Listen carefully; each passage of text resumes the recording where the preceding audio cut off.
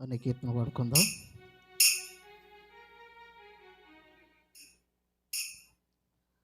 మానవుడా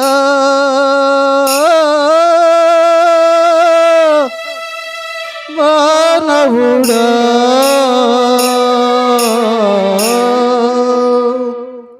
ఏ దినమో నీకు ఏ గడియో నీకు ఏ దినమో నీకు ఏ గడియో నీకు తెలియదురా మానవుడా, ఎరుగవురా మానవుడా. ఏమైపోతావు ఎచ్చటకేగిపోతావు, ఏమైపోతావు ఎచ్చటకేగిపోతావు తెలియదురా మానవుడా, ఎరుగవురా మానవుడా.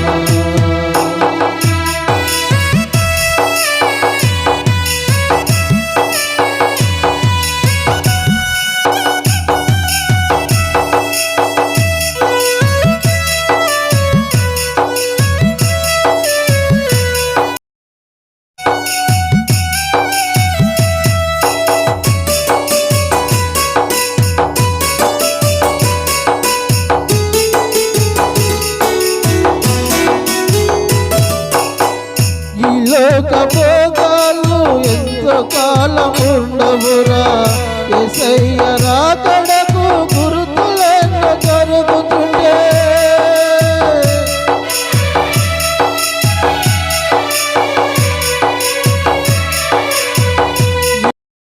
భోగాలు ఎంత కాలం ఉండవురా, యేసయ్య రాకడకు గుర్తులెన్నో జరుగుతుండే. నేడని రేపని మాయగా వెందుకురా, నేడని రేపని మాయగా వెందుకురా. వ్యర్థమైపోతావు ఓరన్నా, వ్యర్థమైపోతావు ఓరన్నా. ఏ దినమో నీకు ఏ గడియో నీకు, ఏ దినమో నీకు ఏ గడియో నీకు తెలియదురా మానవుడా, ఎరుగవురా మానవుడా. మంచిది బ్రదర్, మంచి పాట పాడి వినిపించావు. సంఘం తరపున వందనాలు తెలుపుతున్నాం. ఇప్పుడు మన మధ్య రత్నాకర్ గారు ఉన్నారు, దైవ చౌకులు. వారు వర్తమానం అందించబోతుండగా మరి నరసాపేట నుండి వచ్చినటువంటి జ్యేష్ఠ బాబు వచ్చి ప్రార్థన చేసి మరి దైవ చౌకులకు అప్పగిస్తారు.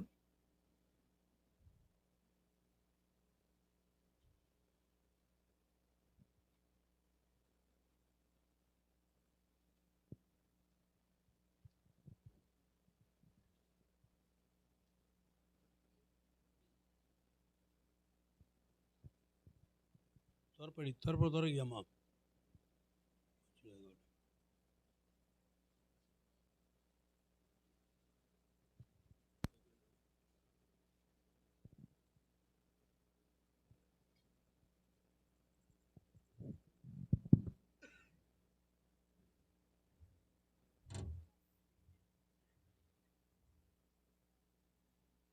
హలో ప్రియమైన దేవుని సంగమా, సభలు సందడికి పెట్టలేదు. సభలు మన ప్రతిష్ట కోసం పెట్టినవి కాదు. సభలు సందేశము ద్వారా పాపములో శాపములో ఉన్నవారు సర్దుకొని సమాధానపడి ప్రభు అయిన యేసుక్రీస్తునందు విశ్వాసముంచి యేసు రక్తములో కడుగుబడిన వారై దేవుని సంఘములో చేర్చబడి బ్రతుకు జీవనం, ఈ బ్రతుకు ప్రయాణాన్ని దేవుని మందిరములో దేవుని వాక్య పరిధిలో ప్రభుతో సహవాసం చేస్తే అది మన అందరికీ, మన కుటుంబాలకు, వ్యక్తిగతంగా మనిషికి సమాధానం కలుగు చేసేదని జ్ఞాపకం చేసుకోవాలి. యేసు రక్తము ప్రతి పాపము నుండి మనల్ని పవిత్రులుగా చేయగా, ఒకడు స్నానం చేసిన తర్వాత ఎంత ఫ్రెష్గా ఉంటాడో, ఉదయం నుండి సాయంత్రం పనిచేసి వచ్చినాడు ఎంత శుద్ధీకరణ వస్తే ఎంత ఆనందిస్తామో, ప్రభువు రక్తంతో కడుగుబడినప్పుడు ఆ ఆనందాన్ని అనుభవించాలనే ఈ సభలో. మనము పాపముల చేత దేవుణ్ణి విసిగించిన ప్రజలు. ఆయన తన చిత్తానుసారముగా మనల్ని ప్రేమించి తన రక్తముతో కడిగి మనల్ని పవిత్రపరచాలని విసిగిపోయిన దేవుడు విసిగించిన వాడిని విశ్వాసంలోనికి తీసుకొని విజయోత్సవంతో జీవితం కొనసాగించాలని ప్రేమ కలిగిన దేవుడు. రాత్రి దేవుని సువార్త వినిపించబడుతూ ఉండగా ఎవరు కూడా ప్రభువును రక్షకుడుగా అంగీకరించాలని మనసు కలుగుతూ ఉండగా అపవాది మిమ్మల్ని ఆటంకపరిచే సమయాన్ని గుర్తించి రక్షణ పొందుటకు సాగి ముందుకు రావాలని అంత శ్రద్ధగా దేవుని వాక్యం వినండి. పాపములో నుండి శాపములో నుండి విడుదల పొందుట కొరకు ప్రభు ఏర్పాటు చేసిన ఈ సభల్లో ఈ రాత్రి సువార్త ప్రభు అయిన యేసు స్వరము మనకు వినిపించబడుతుండగా ప్రభు కొరకు తల వంచి రక్షణ పొందుట కొరకు మిమ్మల్ని మీరు సిద్ధపరచుకోవాలని ప్రభు అయిన యేసు నామమున ప్రార్థిస్తూ మనవి చేస్తూ ప్రార్థన చేస్తున్నాం. దయాకర్ గారు దేవుని వాక్యాన్ని అందించడానికి ముందు ప్రార్థన. ఇక్కడ కూర్చున్నవారు కూడా మీరు కూడా మీ ప్రార్థనలో ప్రభు ఈ రాత్రి ఈ స్వరము వ్యర్థం కాకూడదు. మీ స్వరానికి పాపములో ఉన్నవారు పట్టుబడాలని ప్రార్థన చేస్తున్నాం. అపవాదిని అణిచివేయండి ప్రభువా అని మీరు కూడా ఒక మాట ప్రార్థన చేసుకుంటే ప్రభువు తన కార్యములు సాగిస్తాడు. ఈ సభలో పాప క్షమాపణ పొంది ప్రభు అయిన యేసుక్రీస్తు కొరకు సమాధానపరచబడిన వారుగా సంతోషంగా మనుషులు సాగిపోవాలనేదే మన అందరి కోరిక. విశ్వాసులు అలాగా ప్రార్థన చేయండి. ఇంకా యేసు ప్రభును అంగీకరించిన వారు ప్రభువా ఈ రాత్రి వాక్య దర్శనం నాకు కలగాలని ప్రార్థన చేయండి. పరిశుద్ధ దేవ, సకల ఆశీర్వాదాల కర్త, సర్వాధికారి మీకు వందనాలు ప్రభువా. మీరు మా కొరకు కల్వరి శిలువలో ప్రాణం పెట్టి మా ప్రతి పాపమును మీ రక్తములో తుడిచివేసిన దేవుడు. అటు సందేశాలు వింటుకు ఈ గ్రామ రక్షణ కొరకు మా ప్రభా ఎందరూ దేవుని అంగీకరిస్తారో అని ప్రభా ఆశ కలిగి మా ప్రభా ఈ పరిచర్య మేము మీ ఎదుట ప్రాధాయపడుతున్నాం. మా ప్రభు మీ ఎదుట అడుగుతున్నాం, మీ ఎదుట వేడుకుంటున్నాం. కొందరు అగ్నిలో నుండి లాగబడాలనివి మా ప్రార్థన. మిమ్మల్ని అలా అడుగుతున్నాం ప్రభా. మీరు ఈ ప్రాంతంలో మీ ఆకర్షణ గనక లేని పక్షంలో ఈ పనికి అర్థం ఉండదు ప్రభా. మీరు మీ ఆకర్షణ ఈ ప్రాంతంలో ఉండాలని, అపవాదిని దూరపరచమని, ఏకాగ్రతతో వినుటకు సహాయం దయచేయమని, మీ కృప మా మధ్యలో ఉంచమని, నీ దాసుని బలపరచమని మీకే మహిమ ఘనత ప్రభావాలు చెల్లిస్తూ యేసునామమున ప్రార్థన చేసి వేడుకొంచున్నాం తండ్రి. ఆమేన్. రత్నాకర్ గారు.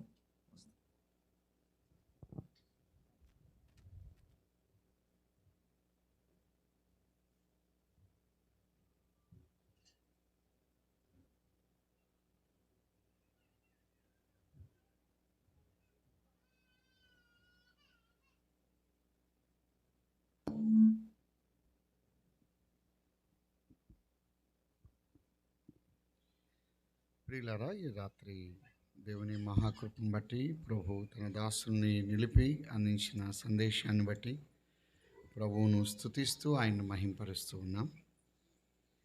ఈ రాత్రి మరొక సందేశం ఉండగా కొద్ది నిమిషాలు దేవుని యొక్క వాక్యాన్ని మనం ధ్యానం చేద్దాం. ఈ రాత్రి సువార్త సందేశంగా యోహాను సువార్త 8వ అధ్యాయం. యోహాను సువార్త 8వ అధ్యాయం నేను చదువుతాను, గమనించండి. 1వ వచనం నుండి 11వ వచనం వరకు.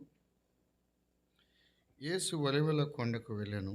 తెల్లవారగానే యేసు తిరిగి దేవాలయంలోనికి రాగా ప్రజలందరూ ఆయన యొద్దకు వచ్చిరి. గనుక ఆయన కూర్చుండి వారికి బోధించుచుండెను. శాస్త్రులను పరిసయ్యులను వ్యభిచారమందు పట్టబడిన ఒక స్త్రీని తోడుకొని వచ్చి ఆమెను మధ్య నిలవబెట్టి, బోధకుడా, ఈ స్త్రీ వ్యభిచారము చేయుచుండగా పట్టబడెను.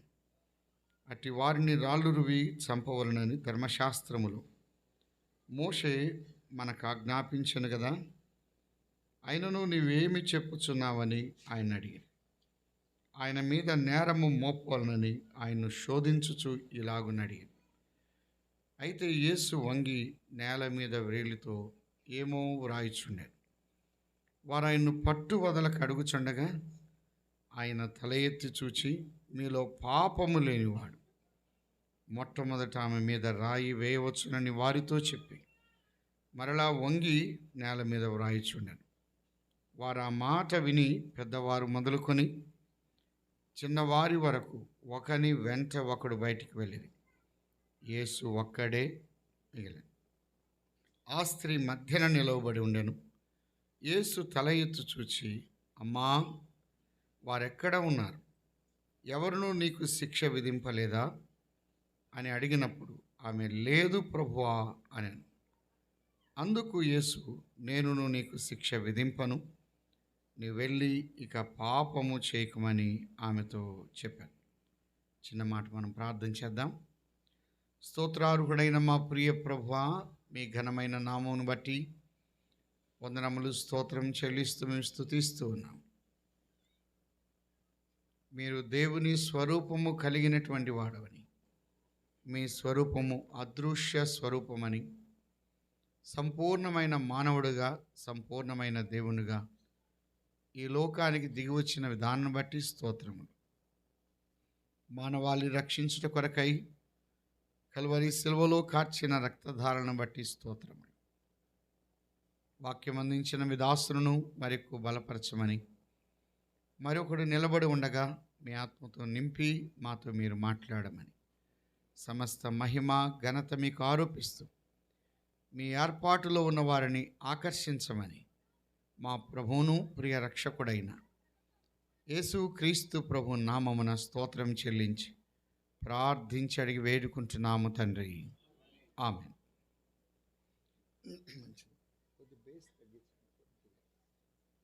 అట్లా పెట్టేసేయండి పిల్లారా. రాత్రి 9:15 సమయమైంది. మనం వినవలసిన వర్తమానం మనం విన్నాం. గాలి చల్లగా వస్తూ ఉంటుంది. ఒకవేళ మీకు నిద్ర వస్తే నిద్రపోండి, తప్పు లేదు. అయితే షరతు ఒకటే, నిద్రపోయే వాళ్ళు లేచి నిలబడి నిద్రపోవాలి. అట్లా అయితే నిద్రపోవచ్చు. ఒకవేళ మీరు నిద్రపోతున్నప్పుడు మీ యొక్క డ్రెస్సు ఎటువంటిదో ఆ రంగు చెప్తాను, వాడిని గుర్తించవచ్చు సులువుగా. ఇక నిద్రపోండి. యోహాను సువార్త 8వ అధ్యాయం మొదటి 11 వచనాలు మనం చదువుకొని ఉన్నాం. 8వ అధ్యాయం మొదటి వచనం చదివే ముందుగా 7:53లో చెప్పాడు, అంతటా ఎవరి ఇంటికి వారు వెళ్ళిరి. యేసు ఒలివల కొండకు వెళ్ళాడు. అంటే ప్రతి వారికి ఒక ఇల్లు ఉన్నది, కానీ ఆయనకు మాత్రం ఇల్లు లేదు. మత్తయి సువార్తలో కూడా అదే చెప్పాడు. నక్కలకు బొరియలున్నాయి, ఆకాశ పక్షులకు గూళ్ళున్నాయి, కానీ తలవాల్చుకుంటకు మనిషి కుమారునికి స్థలము, చోటు లేదు. యేసుక్రీస్తు ప్రభువారు ఒలివల కొండకు వెళ్ళాడు. తెల్లవారింది, దేవాలయానికి వచ్చాడు. ఒక తప్పు చేసిన స్త్రీని తీసుకొచ్చి మధ్యన నిలవబెట్టారు. వారు తీసుకొచ్చిన వారు శాస్త్రులు, పరిసయ్యులు. అయా, వ్యభిచారము చేయుచుండగా పట్టబడింది. ధర్మశాస్త్ర ప్రకారం రాళ్ళు రువి కొట్టి చంపాలి, కానీ నువ్వేం చెప్తా అని ఆయన్ను పట్టు వదలకు అడుగుతున్నారు. శాస్త్రులు, పరిసయ్యులు, యేసుప్రభు ఎక్కడున్నా శాస్త్రులు ఉంటారు, పరిసయ్యులు ఉంటారు, సద్దూకయ్యులు ఉంటారు, సుంకరులు ఉంటారు. యేసుప్రభు ఎక్కడున్నా వీరు అక్కడ ఉంటారు. ఎందుకు ఉంటారు తెలుసా? వాక్యం వినడానికి కాదు. ఎందుకొరకు? తప్పులు పడ్డానికి. వాక్యం వినేవారు కొంతమంది అయితే తప్పులు పట్టేవారు కొంతమంది. తప్పులు పట్టేవాళ్ళు కూడా ఉన్నారు. అయితే పట్టు వదలకు అడుగుతున్నారు. ఆయన అన్నాడు, వారు గట్టిగా పట్టుకున్నారు, ఈ రాత్రి తేలాల్సిందే, లేకపోతే ఈ పగలు తేలాల్సిందే అని అనగా ప్రభు అన్నాడు ఒక మాట, మీలో పాపము లేని వాడు మొట్టమొదట రాయి వేయండి. కానీ ఒకరి ముఖం చూసుకున్నారు. అక్కడ ఆ మాట విని పెద్దవారు మొదలుకొని చిన్నవారి వరకు ఏమయ్యారు? బయటికి వెళ్ళిపోయారు. యేసు ఒక్కడే మిగిలాడు. ఆ ప్రభు అన్నాడు ఆమెతో, అమ్మా, వారెక్కడ ఉన్నారు? ఎవరునూ నీకు శిక్ష విధింపలేదా? ఇక వెళ్ళి పాపము చేయొద్దు అని చెప్పాడు. ఇది అక్కడ జరిగినటువంటి 8వ అధ్యాయంలో మనం గమనించిన మాట ప్రకారం ఇక్కడ తెల్లవారగానే యేసు తిరిగి దేవాలయంలోనికి వచ్చాడు. రాగానే ఆయన వద్దకు ఒక స్త్రీని పట్టుకొని వచ్చారు. ఆ స్త్రీని గురించి చెప్పాడు. 3వ వచనం, శాస్త్రులు పరిశీలను వ్యభిచారమందు పట్టబడిన ఒక స్త్రీని తోడుకొని వచ్చి ఆమెను మధ్యన నిలవబెట్టి, బోధకుడా, ఈ స్త్రీ వ్యభిచారము చేయుచు ఉండగా పట్టబడు. అంటే ఈమె వ్యభిచారము చేయుచుండగా పట్టబడను. వ్యభిచారం చేసేది ఒకరా ఇద్దరా? ఇద్దరు. కానీ ఒకరిని వదిలిపెట్టాడు, ఈమెను మాత్రం తీసుకొని వచ్చారు. ఈ లోకం ఎటువంటిదంటే శక్తి లేని వారిని, సామర్థ్యత లేని వారిని, సత్తువు లేని వారిని, ఏ రకమైన పలుకుబడి లేని వారిని పట్టుకొని వస్తారు, తీసుకొస్తారు. మిగతా వారిని వదిలిపెడతారు. పలుకుబడి ఉన్నా, సామర్థ్యత ఉన్నా, శక్తి ఉన్నా, ఈ రికమెండేషన్ ఉన్న వాళ్ళని వదిలిపెట్టి ఏది లేకపోతే బలహీనలను తీసుకొచ్చి మధ్యన నిలవబెట్టేది లోకం. సోదరుడా, సోదరి, అప్పుడైనా ఇప్పుడైనా అంతే. నీకే ఏ రకమైన సపోర్ట్ లేదు, నిన్ను నిలవబెడతారు. ఆ స్త్రీని తీసుకొచ్చి నిలవబెట్టారు. ఒక మాట గమనించండి, వీరందరి చేతుల్లో రాళ్ళు ఉన్నాయి. ఆ స్త్రీ మధ్యన నిలబడి ఉంది. ఒకవైపున యేసుక్రీస్తు ప్రభువారు ఉన్నారు. ఆలోచన చేద్దాం. ఈ స్త్రీ మధ్యలో ఉన్నది. వీరందరి చేతులు ఏమున్నాయి? రాళ్ళు ఉన్నాయి. కొట్టండి అని అంటే కొడితే ఆమె ఏమైంది? చచ్చిపోద్ది. ఇక్కడ మరణము మధ్య, జీవం మధ్య ఆమె ఉన్నది. ధర్మశాస్త్రం మధ్య, జీవాధిపతి మధ్య ఆ సహోదరి నిలబడి ఉన్నది. మరణానికి ఎంత దూరం ఉన్నదో అంతే దూరం జీవానికి ఉన్నది. ఈ రెండిటి మధ్య ఆ సహోదరి నిలబడి ఉన్నది. వారు పట్టు వదలక అడుగుతున్నారు. ఎందుకంటే అయా, ధర్మశాస్త్ర ప్రకారం, మోషే నియమించిన ధర్మశాస్త్ర ప్రకారం రాళ్ళు రువిగొట్టి చంపాలి. ద్వితీయోపదేశకాండం 22వ అధ్యాయం. తేటగా ఒక మాట మనం చూద్దాం. ద్వితీయోపదేశకాండం 22వ అధ్యాయం 21వ వచనంలో, వారు ఆమె తండ్రి ఇంటి వద్దకు ఆ చిన్నదాన్ని తీసుకొని రావలెను. అప్పుడు ఆమె ఊరి వారు ఆమెను రాళ్లతో చావగొట్టవలను. ఎలయనగా ఆమె తన తండ్రి ఇంట వ్యభిచరించి ఇశ్రాయేలులో దుష్కార్యము చేసెను. అట్లు ఆ చెడుతనమును మీ మధ్య నుండి మీరు పరిహరించుదురు. వ్యభిచారము చేసినటువంటి సహోదరిని ఏం చేయమని చెప్తుంది ధర్మశాస్త్రం? రాళ్లతో చావగొట్టాలి. చచ్చేంత వరకు ఏం చేయాలి? కొట్టాలి. యేసుప్రభు ఉండి, అయ్యా కొట్టొద్దులే, వదిలిపెట్టండి అని అన్నాడు అనుకోండి, నువ్వు ధర్మశాస్త్రాన్ని నెరవేర్చడానికి వచ్చానన్నావు, నువ్వు ధర్మశాస్త్రాన్ని నెరవేర్చుట లేదు అని ఆయన పట్టుకోవచ్చు. ఒకవేళ కొట్టండి అని అన్నాడు అనుకోండి, నువ్వు ప్రేమ కలిగిన వాడిని, ఇదేనా నీ యొక్క ప్రేమ? చంపడానికేనా నువ్వు వచ్చింది అని అంటే, ఆ రెండు రీతులుగా కూడా ఎవరిని పట్టుకోవడానికి వచ్చారు? ప్రభువుని పట్టుకోవడానికి, ఆమెను పట్టుకోవడానికి కాదు. ఈ దినాల్లో లోకం ఎటువంటిదంటే ఆయనను పట్టుకోవడానికి వచ్చింది. ఆయన్ను పట్టుకుంటుంది, ఆయన్ను తప్పులు పట్టుకుంటుంది. ఆచార్య ఆర్ఆర్కే మూర్తి గారు దైవగ్రంథం ఎందుకు చదివాడంటే తప్పులు పట్టడానికి దైవగ్రంథం చదివాడట. దైవగ్రంథంలో ఎన్ని తప్పులు ఉన్నాయని ఒక నోట్సు పెట్టి ఆ దైవగ్రంథాన్ని చదువుతూ ఉండగా దైవగ్రంథం తన తప్పులు ఎత్తి చూపించిందట. ఆయన అన్నాడు, నేను దైవగ్రంథంలో ఉన్న తప్పులు పట్టాలనుకుంటే దైవగ్రంథం నా తప్పులు పట్టించింది, నా తప్పులు నన్ను పట్టించింది. అలాగినట్లయితే వారు ఆయన్ను పట్టుకోవడానికి వచ్చారు, ఆయన్ను పట్టుకోవడానికి వచ్చారు. అందుకే ఒక స్త్రీని పట్టుకొని వచ్చారు, వచ్చి మధ్యన నిలబెట్టారు. ఆమె ఏమి చేస్తుండగా పట్టబడింది అన్నారు? ఈ స్త్రీ వ్యభిచారము చేయుచుండగా అంటే ఆమె యొక్క వ్యభిచారం ఆమెనేం చేసింది? పట్టించింది. ఆమె యొక్క పాపం ఆమెను పట్టించింది. ఆమె యొక్క అక్రమం ఆమెను పట్టించింది. ఆమె చేస్తున్న రహస్య జీవితం ఆమెను పట్టించింది. నిన్ను పట్టించేది ఎవరో కాదు.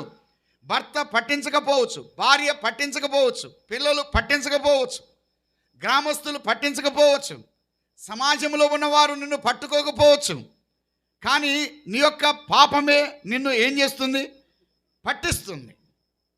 సంఖ్యాకాండం 32వ అధ్యాయం, సంఖ్యాకాండం 32వ అధ్యాయం 23వ వచనం. సంఖ్యాకాండం 32:23. మీరు అట్లు చేయని ఎడల యెహోవా దృష్టికి పాపము చేసిన వారగుదురు గనుక మీ పాపము మిమ్మును పట్టుకొనును. అమ్మాయ్యా, ఈ రాత్రి నిన్ను పట్టుకునేది ఎవరో కాదు, నిన్ను పట్టుకునేది ఎవరో కాదు, కానీ మీ యొక్క పాపం మిమ్మును ఏం చేస్తుంది? పట్టుకోండి. మీరు చేసిన పాపం, ఈమె వ్యభిచారము చేయుచుండగా పట్టబడను. ఒకటి పాపము పట్టుకుండు. అక్కడ మనం చూస్తున్నాం 8వ అధ్యాయంలో ప్రజలు పట్టుకున్నారు.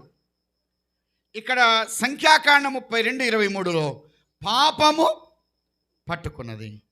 ఒకవేళ ప్రజలు పట్టుకోకపోయినా, పాపము పట్టుకోకపోయినా ఎవరు పట్టుకుంటారు? యోబు గ్రంథంలో ఒక వచనాన్ని మనం చూద్దాం. ఈ లోకములో ఎవ్వరు నన్ను పట్టుకోకపోయినా 24వ అధ్యాయం 19వ వచనం 2వ వరుస.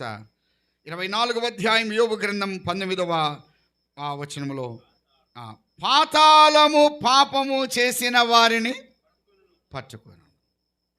ఒకటి ప్రజలు పట్టుకుంటారు, రెండవది పాపం పట్టుకుంటుంది, మూడవది ఏ తాళం? అది బీరువా తాళమా, ఇంటి తాళమా? పాతాళం. ఈ లోకంలో ఎవరు పట్టుకోకపోయినా పాతాళం పట్టుకుంటుంది. ఇక్కడ తప్పించుకోవచ్చు కానీ అక్కడ తప్పించుకోలేం. ఈ లోకంలో ఎవరు పట్టుకోకపోవచ్చు. ఒకవేళ పట్టుకునే సిస్టం కానీ దేవుడు మనం కానీ పెట్టామంటే మనం అందరం దొరికిపోతాం. అవునా కదా? భార్యకు భర్తకు పైన ఒక రెడ్ లైట్ పెట్టాడుకో దేవుడు, పాపం ఆలోచన చేసినప్పుడల్లా లైట్ వెలుగుతుంది అనుకోండి. నా భార్య అంటది, ఎందుకు లైట్ వెలిగిందంట? నోరు మూసుకుంటా అంటాను. మధ్యలో ఒక భార్యకి వెలిగిద్ది, ఎందుకు వెలిగిందని షూ అంటది. ఇంకా రోజు గొడవే, ఒక సంసారం సాగదు. ఎందుకని? ఆ సిస్టమ్ మనకు పెట్టల. నీ యొక్క పాపం నిన్ను పట్టుకున్నది. ప్రజలు పట్టుకుంటారు. ఒకవేళ ప్రజలకు దొరకలేదు, నీ యొక్క పాపం నిన్ను పట్టిస్తుంది. ఒకవేళ పాపము నిన్ను పట్టించినా కూడా నువ్వు దొరకలేదనుకో, కానీ చివరికి ఎక్కడికి వెళ్తావు? పాతాళం పట్టుకో. ఈమె పాపము చేయుచుండగా పట్టబడి, పాపము చేయుచుండగా పట్టబడును. కొంతమంది పట్టబడ్డారు. 3 వ్యక్తులను ఈ రాత్రి వరకు జ్ఞాపకం చేస్తాను. ఒకటి ఆదికాండం 3వ అధ్యాయం. ఆదికాండం 3వ అధ్యాయం ఏదేది పట్టుకుందో చెప్పాడు. 9వ వచనం. దేవుడైన యెహోవా ఆదామును పిలిచి, నీవెక్కడ ఉన్నావనను. అందుకతడు, నేను తోటలో నీ స్వరం వినినప్పుడు దిగంబరిగా నుంటిని గనుక భయపడి దాగుకుంటుంది. రోమీయులకు రాసిన పత్రిక 8వ అధ్యాయం లేకపోతే 5వ అధ్యాయం, రోమీయులకు రాసిన పత్రిక 5వ అధ్యాయం 14వ వచనం. అయినను ఆదాము చేసిన అతిక్రమము అని అన్నాడు. ఒకటి ఆదాము యొక్క అతిక్రమము ఆదాముని ఏం చేసింది? పట్టించింది. అమ్మాయ్యా, ఆజ్ఞ అతిక్రమమే పాపం. కానీ ఈ రాత్రి నిన్ను పట్టించేది ఎవరంటే నీ యొక్క అతిక్రమం నిన్ను పట్టిస్తుంది. ఎంత ప్రయత్నం చేసినా, ఎంత కప్పుకున్నా, ఎంత కాపాడుకున్నా ఈ పాపము దాగితే దాగేది కాదు. కచ్చడములు ఆకులు చేసుకున్నారు, అంజురపు ఆకులు, కానీ అవి ఎండిపోతున్నాయి, అవి రాలిపోతున్నాయి. ఆ యొక్క దాగలేకపోతున్నాడు. చెట్ల మధ్యలో ఉన్నాడు, చాటున ఉన్నాడు, దాగి ఉన్నాడు. ఆ యొక్క అతిక్రమం ఆదామును పట్టించింది. మానవుడి యొక్క పాపం మానవుని బహిర్గతం చేస్తుంది. మానవుని బయటకు తీసుకొస్తుంది, మానవుని బయట పెడుతూ ఉన్నది. అలాగైతే అతిక్రమాన్ని బట్టి ఆదాము పట్టబడ్డాడు. ఒకటి, ఆదాము పట్టబడింది తన యొక్క అతిక్రమం. రెండవది యెహోషువ గ్రంథం. యెహోషువ గ్రంథం 6వ లేకపోతే 7వ అధ్యాయం 16వ వచనం. యెహోషువ గ్రంథం 7వ అధ్యాయం 16వ వచనం. కాబట్టి యెహోషువ ఉదయమున లేచి ఇశ్రాయేలును వారి గోత్రముల వరుసను బట్టి దగ్గరకు రప్పించినప్పుడు యూదా గోత్రము పట్టణం. హాయి పట్టణం మీద ఇశ్రాయేలు ఓడిపోయారు. అన్నీ వివరించడానికి సమయం కాదు, కానీ వారు ఎందుకు ఓడిపోయారో అర్థం కాలేదు. యెహోషువ బట్టలు చించుకొని ఏడుస్తున్నాడు, ప్రార్థన చేస్తున్నాడు. అప్పుడు దేవుడు అన్నాడు, మీలో ఒకడు పాపం చేశాడు, శపితమైన దానిలో దొంగిలించాడు. అయితే యెహోషువ నిలబడి అన్నాడు, ఎవరైనా తప్పు చేసిన వాడు రండి అంటే, తప్పు చేసిన రమ్మంటే వస్తాడా? రాడు.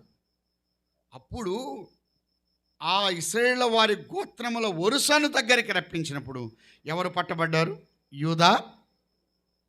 యూదా గోత్రం పట్టబడినప్పుడైనా ఆకాను వచ్చి, అయ్యా ఈ గోత్రములో ఉన్నది నేనే, తప్పు చేసింది నేనే అంటే అంత శిక్ష ఉండేది కాదు. మరలా ఏమన్నాడు? యూదా వంశమును దగ్గరకు రప్పించినప్పుడు జెరహీల వంశము పట్టబడింది. జెరహీల వంశం బయటకు వచ్చినప్పుడన్నా ముందుకు వచ్చింటే బాగుండేది, అప్పుడు కూడా రాలేదు. ఇంకేమన్నాడు? జెరహీల వంశమును పురుషుల వరుసను దగ్గరికి రప్పించినప్పుడు జబ్ది పట్టబడ్డాడు. జబ్ది పట్టబడితే ఇంతమందిలో నేనొక్కనేనా అనుకుంటున్నాడు. ఎవరు? ఆకాను. పాపం చేసింది నేనేనా అని అనుకున్నాడు. ఇంకేమన్నాడు?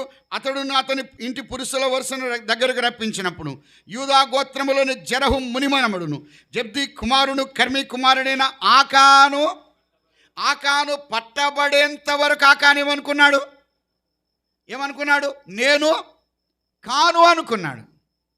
ఆకాను దేన్ని బట్టి పట్టబడ్డాడు? దినవృత్తాంతములు మొదటి గ్రంథం 2వ అధ్యాయం 7వ వచనం. 2:7 కర్మీ కుమారుల్లో ఒకనికి ఆకాను అని పేరు. ఇతడు శాపగ్రస్తమైన దానిలో కొంత అపహరించి పట్టబడ్డాడు. ఆదాము అతిక్రమించి పట్టబడ్డాడు, ఆకాను అపహరించి పట్టబడ్డాడు. ఏదైతే దొంగిలించాడో అదే ఆకాను ఏం చేసింది? పట్టించింది. ఆకాను మాత్రమే కాదు, ఆకాను యొక్క కుమారులు కుమార్తెలు పట్టబడ్డారు. ఆకానుకు సంబంధించినవి పట్టబడాయి, నిర్జీవమైనవి సజీవమైనవి పట్టబడ్డాయి. ఆకానును ఆకోరు లోయలోనికి తీసుకెళ్ళారు. పిల్లరా, ఎంత విచారకరం తెలుసా? అపహరించి పట్టబడ్డాడు, అతిక్రమించి పట్టబడ్డాడు. సోదరుడో సోదరి, ఈ రాత్రి నువ్వు అతిక్రమిస్తే పట్టబడతావు, అపహరిస్తే పట్టబడతావు, కానీ పనులు చేస్తే నువ్వు పట్టబడతావు. ఏదో ఒక రోజున ఖచ్చితంగా నిన్ను పట్టుకోవడం మాత్రం ఖాయం. అలాగైనట్లయితే ఆకాను పట్టబడ్డాడు. ఆకానును ఆకోరు లోయకి తీసుకెళ్లారు. ఆకోరు లోయ ఆక్రందన లోయ అయింది. ఆకోరు లోయలో కేకలు వినబడుతున్నాయి, అరుపులు వినబడుతున్నాయి. ఆకోరు లోయలో వారందరి రాళ్ల దెబ్బలకు ఆకాను యొక్క తల పగిలిపోయింది, పిల్లల యొక్క తలలు పగిలిపోయాయి. పిల్లలు అన్నారు, తండ్రి ఇదిగో నాన్న, నువ్వు చేసిన పాపానికి మేము బలైపోతున్నాం. ఆకోరు లోయ ఆక్రందన లోయ మాత్రమే కాదు, ఆకోరు లోయ రక్తమయ లోయగా మారిపోయింది. ఆకోరు లోయ అగ్నికి ఆహుతైపోయింది. అపహరించి పట్టబడ్డాడు. అమ్మాయ, ఈ రాత్రి నీ యొక్క పాపం నిన్ను పట్టుకోండి, నీ యొక్క అక్రమం నిన్ను పట్టుకుంటుంది. అందుకే కీర్తనాకారు అన్నాడు, నా దోషములు నన్ను తరిమి పట్టుకున్నాయి. దొంగను పోలీసు వాళ్ళు తరుముతారే, అలా తరిమినట్టుగా నా దోషాలు నన్ను ఏం చేస్తున్నాయి? తరుముతున్నాయి. నేను పట్టబడుతున్నాను. ఒకటి, ఆదాము పట్టబడ్డాడు అతిక్రమాన్ని బట్టి. రెండవది, ఆకాను పట్టబడ్డాడు అపహరించటాన్ని బట్టి.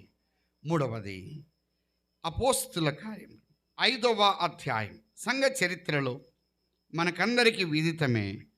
అననీయ పట్టబడ్డాడు. దేన్ని బట్టి? 5:4 చెప్పాడు ముగింపులో, నీవు మనుషులతో కాదు దేవునితోనే అబద్ధమాడితివి.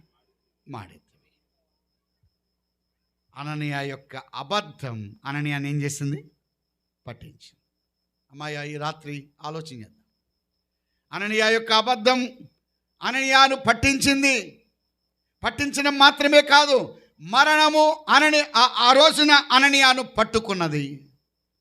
అలాగైనట్లయితే మరణ బంధకాల చేత అననీయ ఏడవబడ్డాడు. అలాగైతే మానవుని యొక్క అబద్ధం పట్టుకుంటుంది, అతిక్రమాలు పట్టుకుంటాయి. అంత మాత్రమే కాదు, నువ్వు ఏదైతే అపహరించావో, నువ్వు దేన్నైతే చేసావో అది ఖచ్చితంగా పట్టిస్తుంది. వారు అంటున్నారు, మేము వ్యభిచారము చేయొచ్చు ఉండగా పట్టబడి. ఆమె అనుకున్నది, ఈరోజు నా జీవితం ముగింపు అవుతుంది. ఎందుకు తెలుసా? అందరి చేతులు ఏమున్నాయి? రాళ్ళు ఉన్నాయి. ధర్మశాస్త్ర ప్రకారం ఖచ్చితంగా ఈ రోజున నేను మరణానికి దగ్గరయ్యాను. ఆ సహోదరి మధ్యలో నిలబడి ఉంది. ఏమండి, సహోదరులను మధ్యలో నిలబెట్టి అందరి ముందు అవమానంగా మాట్లాడితే ఎంత వేదన ఉంటుంది,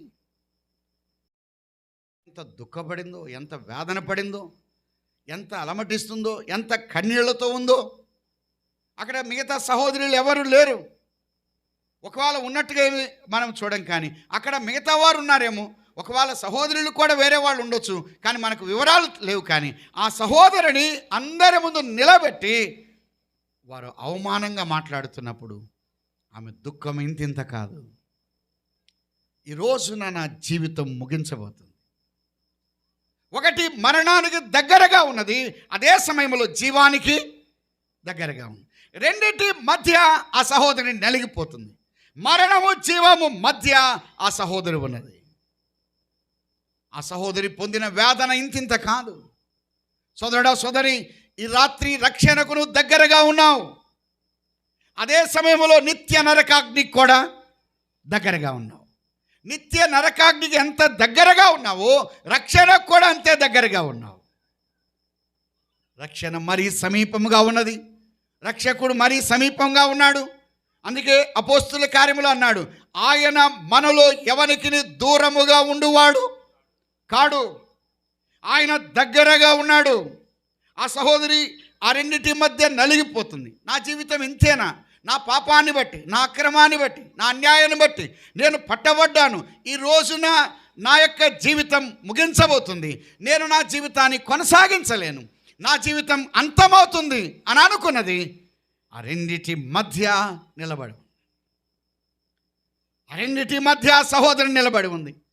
ఆమె వేదన ఇంతింత కాదు, ఆమె దుఃఖం ఇంతింత కాదు, ఆమె యొక్క క్షోభ ఆమె చెప్పుకోవడానికి ఎవరు లేరు. ఆమె పక్షంగా నిలబడిన వారు ఎవరు లేదు. అందరూ కూడా ఆమెకు వ్యతిరేకంగా నిలబడ్డారు, కానీ ఆమె పక్షంగా వచ్చిన వారు ఒక్కరు లేరు. అమ్మాయ, ఈ రాత్రి యవనస్తులారా, నువ్వు తప్పు చేస్తే, నువ్వు పాపం చేస్తే నీ పక్షంగా వచ్చి క్షమించేవాడు లేదు, ఆదరించేవాడు లేదు, ఓదార్చేవారు లేరు, కనికరించేవారు లేరు, దగ్గరికి తీసేవారు లేరు, హక్కున చేర్చుకున్నవారు లేరు, నీ కొరకు నిలబడి ఆ యొక్క ప్రమాదం నుండి తప్పించేవారు ఎవ్వరూ లేరు. కానీ ఆ సహోదరి ఒంటరిగా నిలబడి, వారు అన్నారు, అయ్యా ఇంకా చెప్పవేంటి? ఆయన నేల మీద వంగి ఏం రాస్తున్నాడు తెలియదు, కానీ రాస్తున్నాడు. వారు పట్టు వదలక అడుగుతున్నారు. ఈ రోజున ఇంకా ఆయన మౌనంగా ఉండగానే వీళ్ళు ఏమనుకున్నారంటే, ఈ రోజున యేసుక్రీస్తు ప్రభు యొక్క పని ఏమైపోయింది? అయిపోయింది, ఇంకా ముగించబడింది. ఈ నేటి దినాల్లో ప్రజలు కూడా అంతే అనుకుంటున్నారు, యేసు ప్రభు యొక్క పని అంతటితో ముగించబడింది అని. నెహ్రూ గారి దగ్గరికి వచ్చి, అయ్యా యేసు ప్రభు గురించి చాలామంది ప్రకటిస్తున్నారు, అట్లా ప్రకటించకుండా ఏదో ఒకటి ఆపాలి అని అంటే ఆయన అన్నాడు, నిద్రపోయే సింహాన్ని ఎందుకు లేపాలి అని అన్నాడు. క్రైస్తవులను కానీ కదిలిస్తే వాళ్ళు అందరూ ఏం చేస్తారంటే ప్రార్థనలు చేస్తారు, నష్టం వచ్చేది మనకే. వాళ్ళను మౌనంగా ఉంటే చెప్పుకున్నంత వరకు చెప్పుకుంటారు, వాళ్ళని కానీ కదిలిస్తే ఎక్కువగా ప్రార్థనలు చేస్తారు. ఆయన గట్టిగా అడుగుతుండగా ఆయన ఒక మాట అన్నాడు, ఏమన్నాడంటే, సరే మీరు రాయి వేయచ్చు, దాంట్లో పొరపాటేం లేదు, కానీ మీరు కరెక్టే, కానీ మీలో పాపము లేనివాడు మొట్టమొదట రాయి వేయచ్చు, కానీ ఎవరు వేయాలట? పాపము లేనివాడు వేయాలి అనగానే ఆ మాట చేత వారు పొడవబడి గుచ్చబడి 9వ వచనంలో వారు ఆ మాట విని, అంటే మనస్సాక్షి చేత గద్దింపబడిన వారై పెద్దవారు మొదలుకొని చిన్నవారి వరకు ఒకని వెంట ఒకడు బయటికి. ముందు పెద్దలు వెళ్ళారా, చిన్నలు వెళ్ళారా? పెద్దవారు వెళ్తున్నారు. వారి మనస్సాక్షి వారిని ఏం చేసింది? గద్దించింది. ఈ పెద్దలు ఏం చేశారంటే, ఆ పెద్దోడు రాయి పడేశాడు. ఆ పక్కనే వాళ్ళ అబ్బాయి ఉండి, నాన్న ఎందుకు రాయి పడేసావు? ఏయ్ నువ్వు కూడా పడేయరా అన్నాడు. నాన్న నువ్వు ఎందుకు పడేసావు? నువ్వేమైనా పాపం చేసావా అని. ఏయ్ అంటున్నాడు. అంకులు నువ్వెందుకు రాయి పడేసావు అంటున్నాడు. నువ్వు ఏయ్ మీరు రండి, బయటికి రండి అంటున్నాడు. అని అంటున్నాడు. నువ్వు వంటగదులు ఎప్పుడైనా చింతపండు తిన్నావా? తిన్నాను. అది దొంగతనమేరా. హార్లిక్స్ తిన్నావా? తిన్నాను. అమ్మ నాన్నోళ్ళు ఎక్కడైనా డబ్బులు పెట్టినప్పుడు చీరల కింద తీసుకున్నావా? తీసుకున్నాను. కందిపప్పులో డబ్బులు పెట్టి తీసుకున్నావా? తీసుకున్నాను. రే అది తప్పే, రాయిపడేయి. అయితే నాన్న నువ్వు కూడా ఇది చేసావా అంటున్నాడు. గుచ్చబడ్డారు, మనస్సాక్షి చేత గద్దించబడ్డారు. వారి యొక్క పాపం వారి కళ్ళెదుటే ఉన్నది. వారి యొక్క పాపం వారికి కనబడుతూ ఉన్నది. ఆ యొక్క పాపం వారిని నొప్పిస్తుంది, ఒప్పిస్తుంది.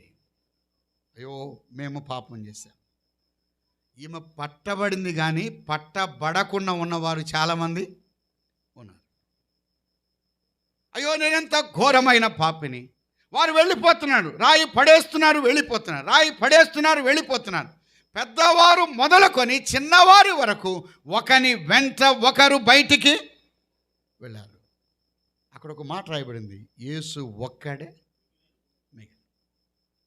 పాపము లేనివాడు ఒక్కడే, పరిశుద్ధుడు ఒక్కడే, పవిత్రుడు ఒక్కడే, నిర్దోషి ఒక్కడే, ఏ లోపము లేనివాడు ఒక్కడే. యేసు క్రీస్తు ప్రభువారు దేవుడని ఎందుకు సర్వభూ ప్రపంచములో సేవించబడుతున్నాడంటే ఆయనలో ఉన్నది ముఖ్యమైనటువంటి లక్షణం, ఆయన పరిశుద్ధుడు. నేను పరిశుద్ధుడను అని చెప్పిన వాడు ఒక్క యేసు క్రీస్తు ప్రభువారు మాత్రమే, ఇంకా ఏ గ్రంథములో లేదు. ఒక దైవ గ్రంథములో యేసు క్రీస్తు ప్రభువారు పరిశుద్ధుడు అని ఆయనే చెప్పాడు. పాపము లేనివాడు, ఆయన పవిత్రుడు, ఆయన దోషి, ఆయన నిష్కల్మషుడు, ఆయన పాపములో చేరక ప్రత్యేకంగా ఉన్నవాడు, ఆయన పాపము లేనివాడు. యోహాను సువార్తలో 19వ అధ్యాయంలో ఒక మాట ఉన్నది.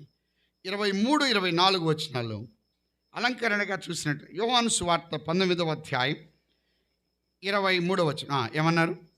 సైనికులు యేసును సిలువేసిన తరువాత ఆయన వస్త్రములు తీసుకొని ఒక్కొక్క సైనికునికి ఒక్కొక్క భాగం వచ్చినట్లు వాటిని 4 భాగములు చేసిరి.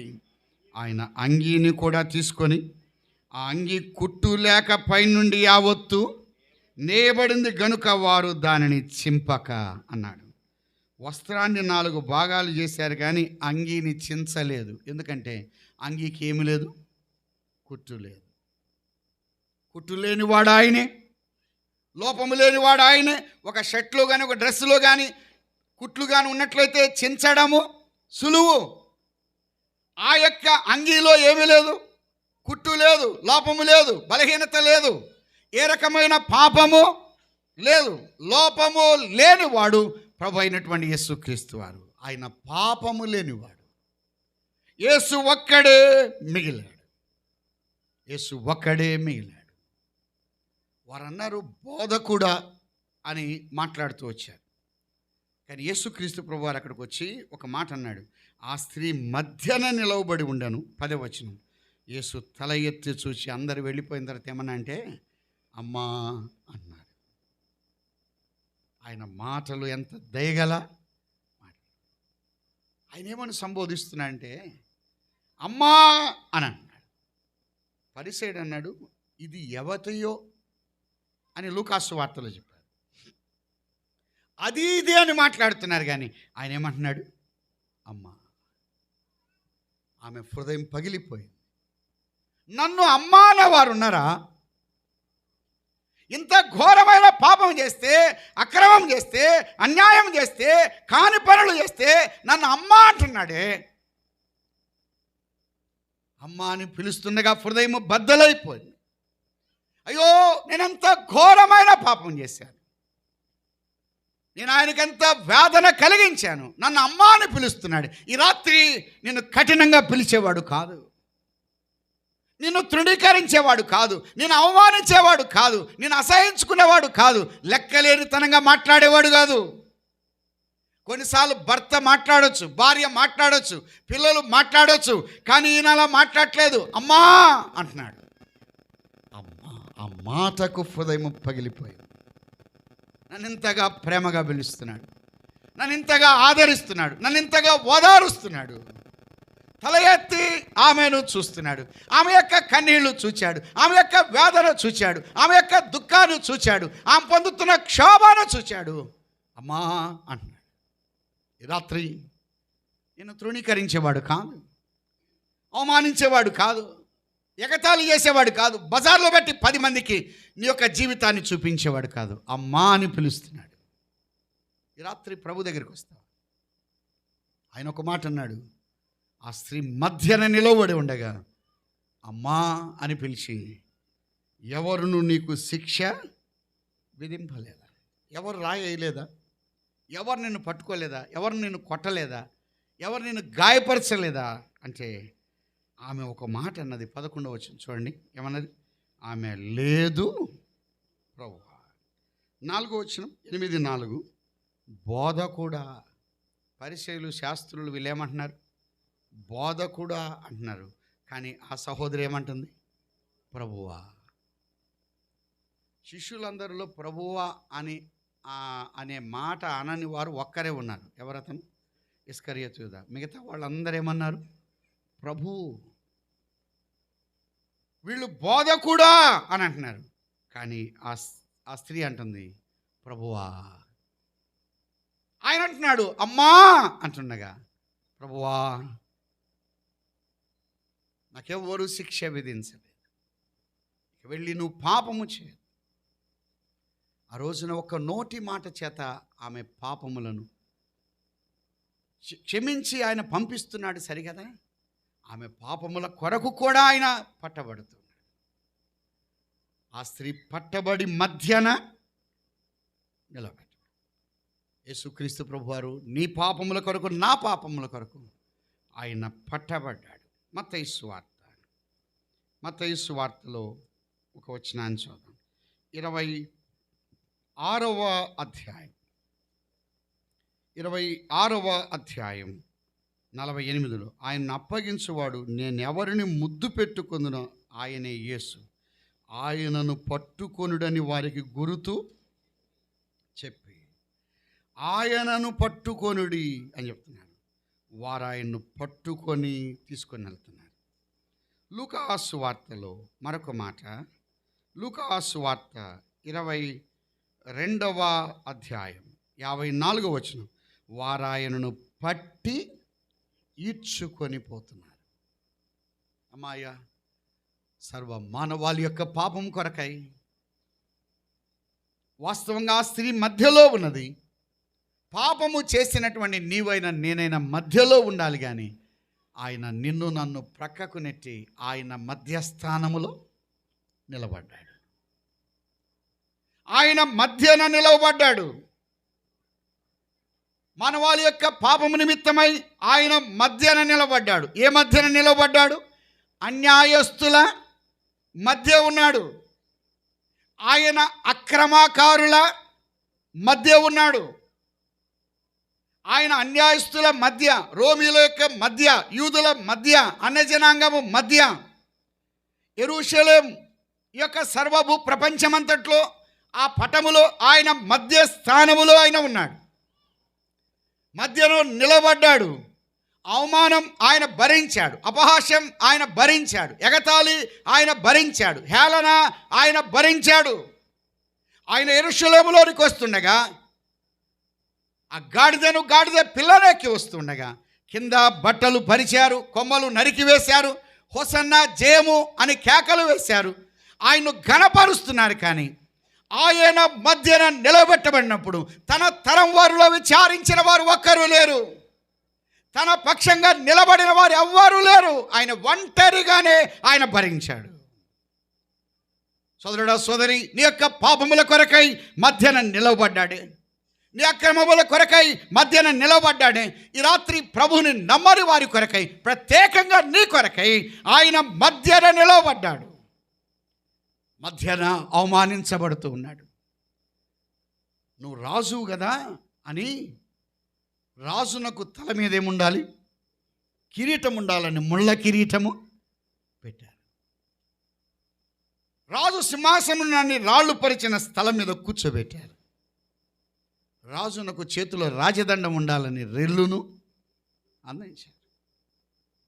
కొరడా దెబ్బల మధ్య, ఉమివేతల మధ్య, పిడిగుద్దుల మధ్య, ఆ ముళ్ళ కిరీటము మధ్య ప్రభు అయినటువంటి యేసు క్రీస్తు వారు ఆయన రక్తమును ధారలుగా కారుస్తూ ఉన్నాడు. యెరూషలేము ఆ మధ్య ఆయన ఏడవబడుతూ ఉన్నాడు. ఆయన పట్టబడి ఏడవబడుతూ ఉన్నాడు. ఆయన ఒంటరిగా ఆయన వెళ్ళిపోతున్నాడు. శిలువ మ్రానును మోసుకొని వెళ్తున్నాడు. ఒక నిందాస్పదుడుగా, ఒక అపహాస్యానికి, ఎగతాళికి గురైన వాడుగా కనబడుతున్నాడు. సర్వ మానవాళి కొరకై, సర్వ మానవాళి నిమిత్తమై కల్వరి శిలువలో రక్తమును ధారపోసింది ఒక్క యేసు క్రీస్తు ప్రభువారు తప్ప ఈ లోకములో ఎవ్వరూ లేరు. గొల్గతా ఆ ఎత్తైన స్థలానికి తీసుకెళ్లారు. ఇద్దరు నేరస్తుల మధ్య ఉన్నాడు. ఆకాశమునకు భూమికి మధ్యన ఆయన ఉన్నాడు. ఆయన 3 మేకుల మధ్య ఆయన వేలాడు. ఆ మేకులు సమ్మెట తీసుకొని కొడుతూ ఉండగా, అంగుళం అంగుళం లోపలికి చొచ్చుకుపోతుండగా, ఆయన పొందిన శ్రమ ఇంతింత కాదు.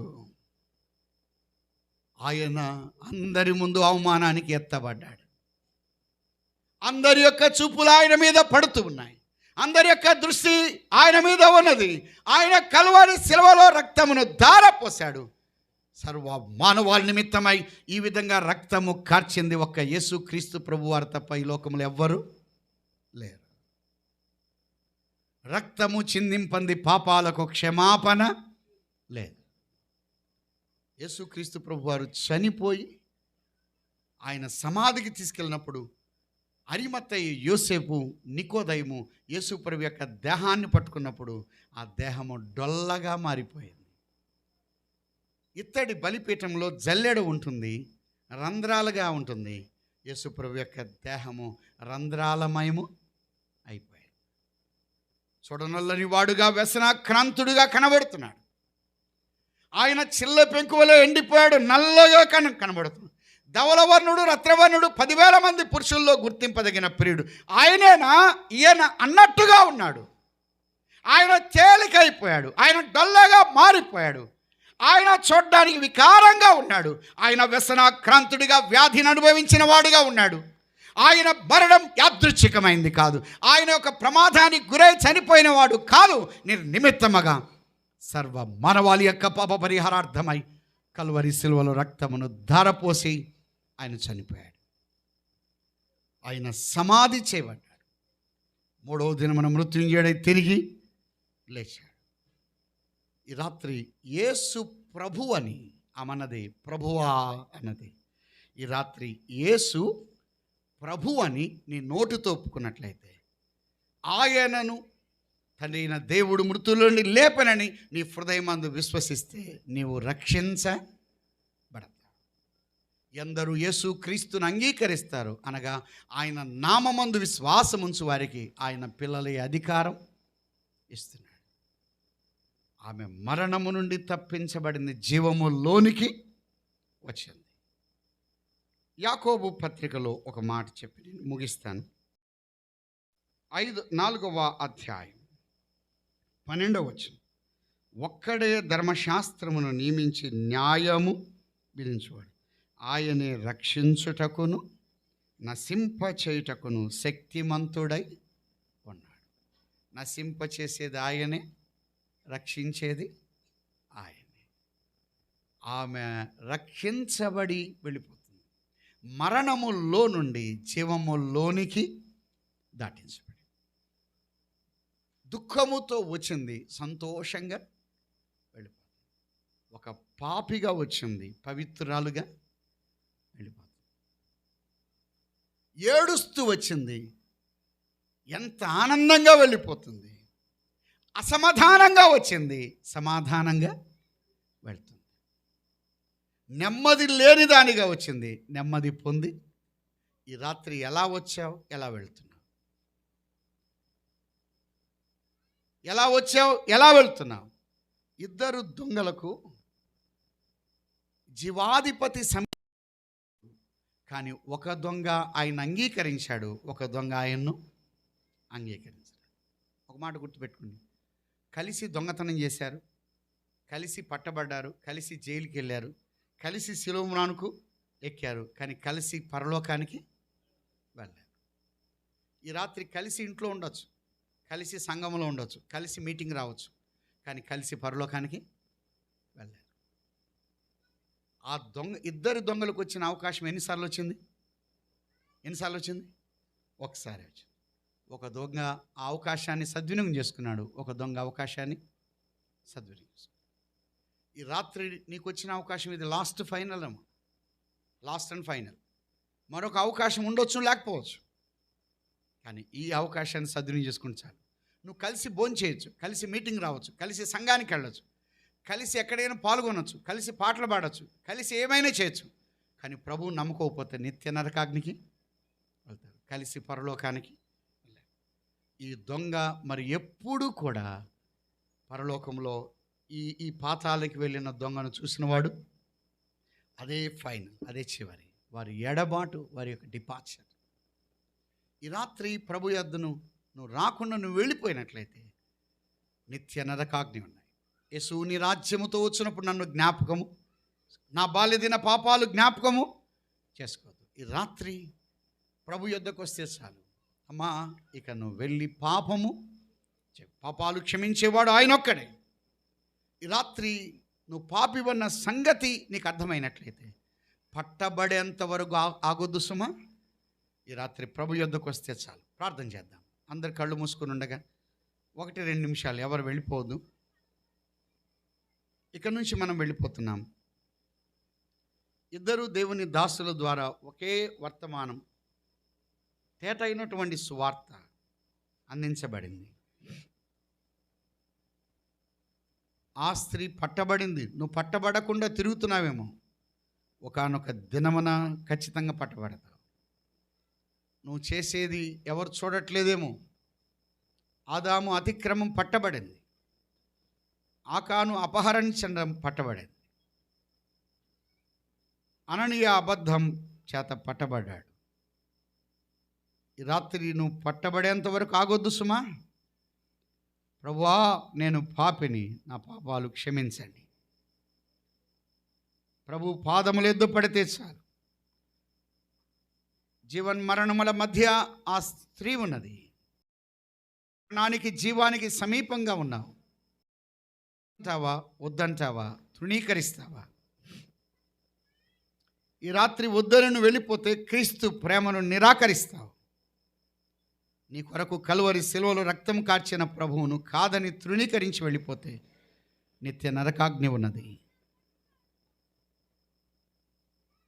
యవనస్తులారా, పిల్లలారా, పెద్దలారా, ఇంకా ప్రభువుని నమ్మని వారు కలిసి ఉండొచ్చు, కలిసి సహవాసం చేయొచ్చు, కలిసి బైబిల్ చదవచ్చు, కలిసి పాటలు పాడవచ్చు, కలిసి మందిరానికి వెళ్ళొచ్చు, కానీ యేసు ప్రభువును సొంత రక్షకుడిగా అంగీకరించకపోతే కలిసి నువ్వు పరలోకానికి వెళ్ళలేవు. నిత్య నరకాగ్ని ఉన్నది. ఈ రాత్రి ప్రభు యొద్దకు వస్తే చాలు. ప్రభువా నేను పాపిని, నా పాపాలు క్షమించండి, మీ రక్తంలో కడగండి, నన్ను బిడ్డగా చేసుకోండి. ఎంత ఘోర పాపినైనా క్షమిస్తాడు. యేసు రక్తం ప్రతి పాపము నుండి పవిత్రులుగా చేస్తుంది. అటు యేసు క్రీస్తు ప్రభువును అంగీకరించి పాప క్షమాపణ పొంది పరలోక రాజ్య వారసులు కావాలని ప్రేమతో మనవి చేస్తున్నాం. ఈ రాత్రి చేతులెత్తమని నేను అడగట్లేదు. మీటింగ్ అయిన తర్వాత ముందుకు రండి. 1-2 మాటలు చెప్పి పంపిస్తాం. దేవుని దాసులు ఇక్కడే ఉన్నారు, మేము ఇక్కడే అందుబాటులో ఉంటాం. కానీ ఈ రాత్రి ప్రభువును నమ్ముకోకుండా వెళ్ళొద్దు. అసమాధానంతో వచ్చింది సమాధానంగా వెళుతుంది, అనీతిమంతురాలుగా వచ్చింది నీతిమంతురాలుగా వెళుతుంది, అపవిత్రురాలుగా వచ్చింది పవిత్రురాలుగా వెళుతుంది, భయంకరమైన పాప జీవితంతో వచ్చింది ఆ తేలిగ్గా వెళ్ళిపోతుంది. భారంగా వచ్చింది భారము దించుకొని వెళుతుంది. ఏడుస్తూ అంగలారుస్తూ వచ్చింది, అవమానంగా వచ్చింది, ఆనందంగా సంతోషంగా వెళ్తుంది. ఈ రాత్రి నువ్వు ఎలా వెళ్తావు? ఎలా వచ్చావు? ఎలా వెళ్ళిపోతావు? వచ్చిన మార్గం గుండా వెళ్ళొద్దు సుమా.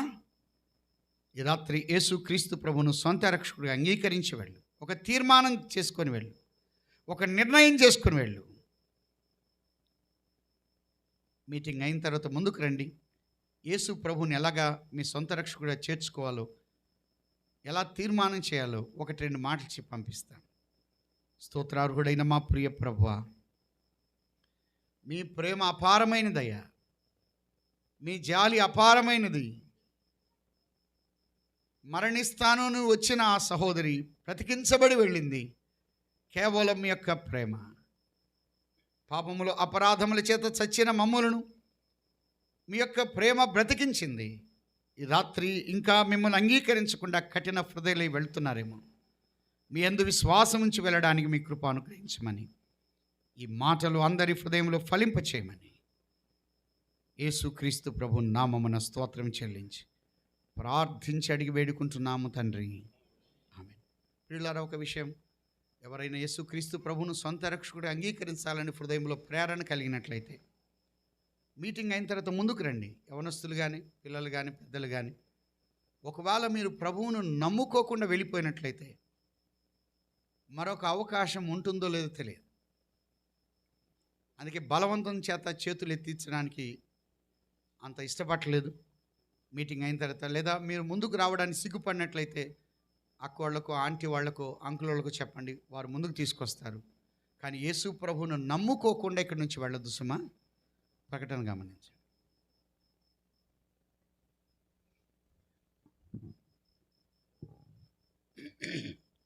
ప్రభునామములో వందనాలు అందరికీ. చక్కని మాటలు, ఇద్దరు ఒకే సబ్జెక్టు మీద, పాపమును గూర్చి, శాపమును గూర్చి, మరణమును గూర్చి, మరణం యొక్క ఆ మార్గములు ఎలాగ ఉన్నది, మార్గాలను గురించి చక్కగా వివరించారు. మరి రాజారావు గారికి హృదయపూర్వక వందనాలు తెలుపుతున్నాం సంఘ తరపున. అలాగే రత్నాకర్ గారికి కూడా సంఘ తరపున వందనాలు తెలుపుతున్నాం. ఇప్పుడు రత్నాకర్ గారు చెప్పినట్లుగా ఎవరైనా యేసు ప్రభువును నమ్ముకోవాలనుకుంటే ముందుకు రండి. దైవ సేవకులు మీకు బలమైన వాక్యం చెప్పి బలపరుస్తారు. మీకున్నటువంటి విషయాలు ఆయనకి చెప్పి మీరు మార్పు చెందవచ్చు. అలాంటి వారు ఎవరైనా ఉంటే ముందుకు రండి. మంచి మాటలు మనం విన్నాం, మన హృదయాల్లోని అనుభవించుకోవాలి. నమ్మిన వారు కూడా నేనున్నానులే అనుకుంటున్నారేమో, సరి చేసుకోవాల్సిన సమయం దగ్గర పడింది. మనలో ఏమైనా తప్పులుంటే నేను తప్పు చేయలేదులే, నేను పాపిని కాదులే, నేను పవిత్రునేలే, నేను అబద్ధ కోరిని కాదులే అని అనుకుంటున్నావేమో, ఒకసారి పరీక్షించుకో, విమర్శించుకో, నీవు పరీక్షించుకో. అక్కడ ప్రభువారు మాట్లాడే కదా, అమ్మా ఎవరు నీకు శిక్ష విధించలేదని. మరి అలాగే ఈ దినాన్ని నీతో కూడా మాట్లాడుతున్నప్పుడు త్రోచివేయక మరి ప్రభువుని రక్షకు అంగీకరించాలని ప్రేమపూర్వకంగా మిమ్మల్ని అడుగుతున్నాం, కోరుతున్నాం, బతిమాలుతున్నాం. కాబట్టి మీరు యేసును అంగీకరించిన వారు అంగీకరించడానికి ముందు రండి. మంచి మాటలు విన్నా ఈ దినాన ఈ కూడిక ముగించబడింది. పోతే రేపు ఉదయకాలము 9:30 గంటలకే కూడిక ప్రారంభించబడుతుంది. ఎందుకంటే ఎండ తీవ్రతగా ఉంటుంది. మనం ఎప్పుడూ వద్దామని మాత్రం అనుకోవద్దు. 9:30 గంటలకి కరెక్ట్గా ఇక్కడికి వచ్చే కొంచెం ఎండ ముదిరేటప్పటికల్లా మనం కొంచెం కూడికను ఆపుకుని కొంత రెస్ట్ తీసుకోవచ్చు. మీరందరూ కూడా అలాగూ సహకరించి అనేకులను ప్రోత్సహించి ఇంకా రానటువంటి వారిని తీసుకుని ఈ స్థలానికి తీసుకురావాలని ప్రేమపూర్వక మిమ్మల్ని హెచ్చరిస్తున్నాం. రేపటి సమయాన్ని గుర్తించి ఇక్కడ పనిచేసేటటువంటి వారు, పరిచారకులు, పెద్దలు, అలాగే ఈ యొక్క గ్రామస్తులు ఆ విషయాల్లో తోడ్పాటు అనుగ్రహించాలని చూస్తున్నాం. ప్రార్థన